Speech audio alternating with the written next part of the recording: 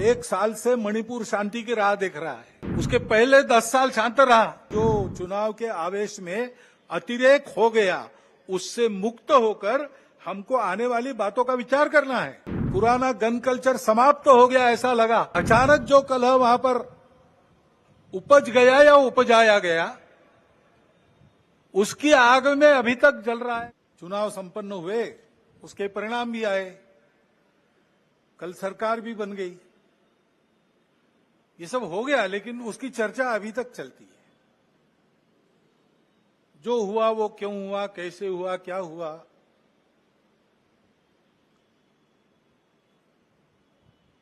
ये अपने देश के प्रजातांत्रिक तंत्र में प्रति 5 वर्ष होने वाली घटना है, होती है। उसके अपने नियम है, डायनेमिक्स है, उसके अनुसार होता है।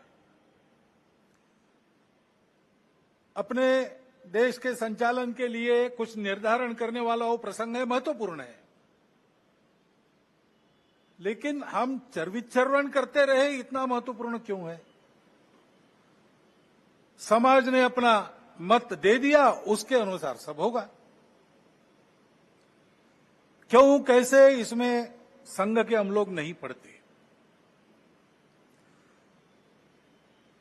हम अपना कर्तव्य करते रहते, लोकमत परिष्कार का प्रतिवर्ष करते हैं, प्रति चुनाव में करते हैं, इस बार भी किया है।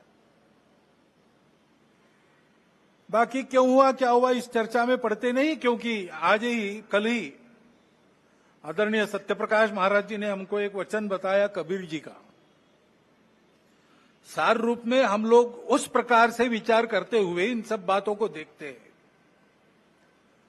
निर्बंधा बंधा रहे, बंधा निर्बंधा होई। कर्म करे करता नहीं, दास कहाए सोई। जो सेवा करता है, जो वास्तविक सेवक है, जिसको वास्तविक सेवक कहा जा सकता है, उसको कोई मर्यादा रहती है, वो मर्यादा से चलता है। काम करते सब लोग हैं, लेकिन कार्य करते समय मर्यादा का पालन करते हुए उसको करना। जैसा तथागत ने कहा है, कुशलस्स उपसंपदा। अपनी आजीविका, पेट भरने का काम सबको लगा ही है, करना ही चाहिए। अपने शरीर को भूखा नहीं रखना है, परंतु करते समय कुशलस्स उपसंपदा है, कौशल पूर्वक। यानी उपजीविका के कार्य में उत्कृष्टता जैसे उस शब्द से निर्देशित होती है, वैसे ही वो कार्य करते समय दूसरों को धक्का नहीं लगना चाहिए, ये मर्यादा भी उसमें निहित है। तो ऐसी मर्यादा रख के हम लोग काम करते हैं। काम करने वाला उस मर्यादा का ध्यान रखता है। वो मर्यादा ही अपना धर्म है, वो मर्यादा ही अपनी संस्कृति है, जो महाराज जी ने अभी बहुत मार्मिक कथाओं से थोड़े में बताई, पूरी बताई। उस मर्यादा का पालन करके जो चलता है, वो कर्म करता है, लेकिन कर्मों में लिप्त नहीं होता। उसमें अहंकार नहीं आता कि मैंने किया, और वही सेवक कहलाने का अधिकारी रहता है।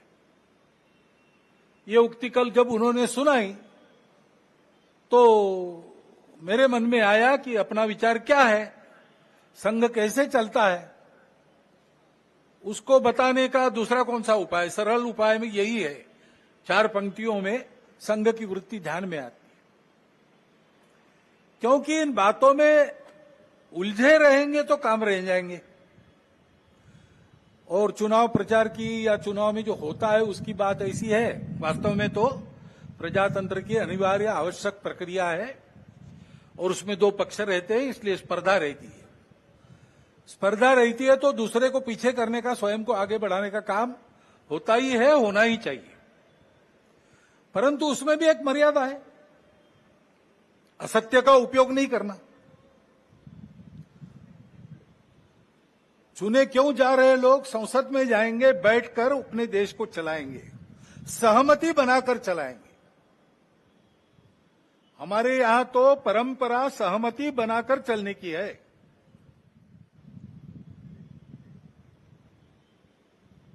समानो मंत्र समिति समानी समानम मनस सह चित्तमेशाम।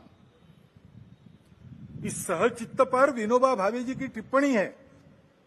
वो कहते हैं कि ऋग्वेदकारों को मानवीय मन का कितना ज्ञान था ये समझ में आता है। सब जगह उन्होंने सम कहा है, समानो मंत्र समिति समानी समानम मना, लेकिन चित्त के बारे में सम नहीं कहा, क्योंकि प्रत्येक व्यक्ति का चित्त मानस अलग अलग होता ही है और इसलिए 100% मतों का मिलान होना संभव नहीं है। लेकिन जब समाज में लोग अपना चित्त अलग अलग होने के बाद भी हमको साथ ही चलना है ऐसा निश्चय करते हैं तो सहचित्त बन जाता है। वास्तव में संसद क्यों है और उसमें दो पक्ष क्यों है? इसलिए है कि दोनों पहलू उजागर हो। किसी भी सिक्के के दो पहलू रहते हैं, ऐसे किसी भी प्रश्न के दो पहलू रहते हैं।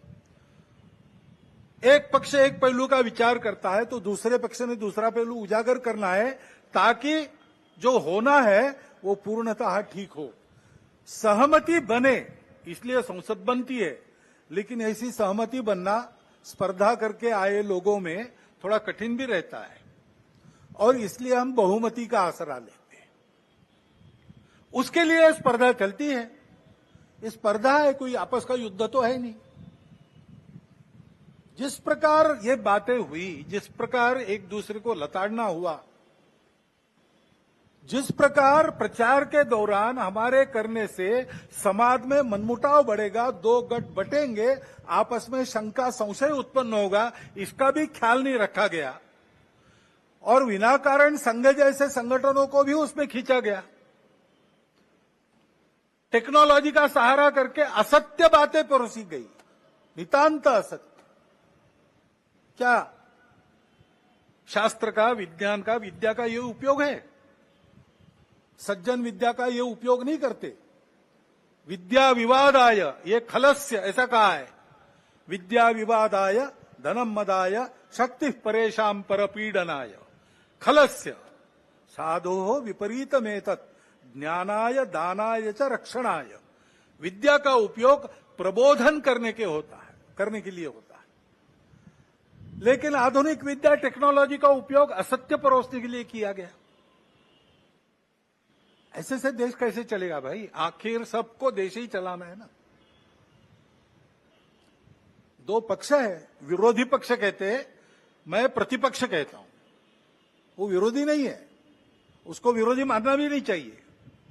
वो प्रतिपक्ष है, वो एक पहलू उजागर कर रहा है, उसका भी विचार होना चाहिए।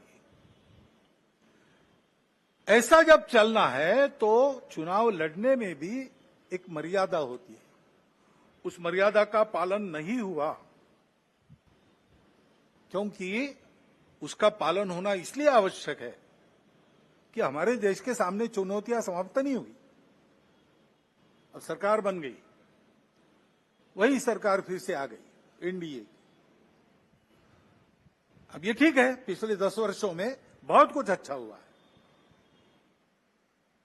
आर्थिक हमारी स्थिति, आधुनिक दुनिया जिन मानकों को मानती है, जिसके आधार पर आर्थिक स्थिति का मापन करती है, उनको लगाए तो हमारी आर्थिक स्थिति बहुत अच्छी हो रही। सामरिक स्थिति हमारी निश्चित रूप से पहले से अधिक अच्छी है। दुनिया भर में हमारे देश की प्रतिष्ठा बढ़ी है।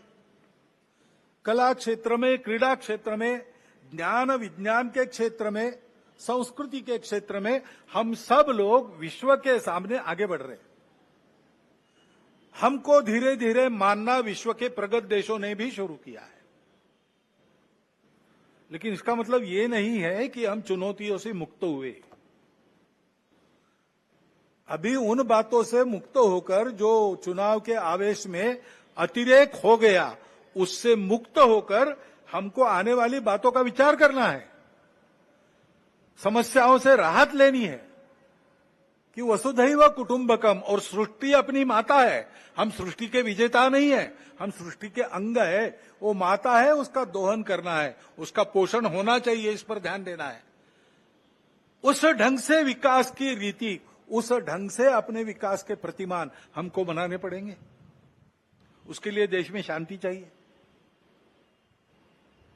जगह जगह और समाज में कलह, ये नहीं चलता। अब 1 साल से मणिपुर शांति की राह देख रहा है, उसके पहले 10 साल शांत रहा, पुराना गन कल्चर समाप्त हो गया ऐसा लगा, और अचानक जो कलह वहां पर उपज गया या उपजाया गया, उसकी आग में अभी तक जल रहा है, त्राही त्राही कर रहा है। कौन उस पर ध्यान देगा? प्राथमिकता देके उसका विचार करना ये कर्तव्य है।